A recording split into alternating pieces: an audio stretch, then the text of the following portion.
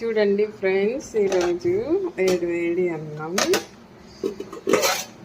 పప్పు, ఆనపకాయ, good omelette,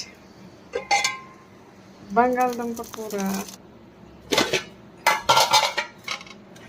చూడండి ఫ్రెండ్స్, ఈరోజు నా లంచ్ నేను వేడి వేడి అన్నం,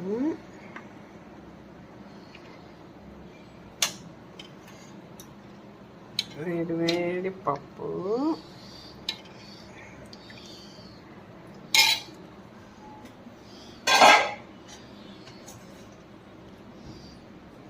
బంగాళదుంప ఫ్రై,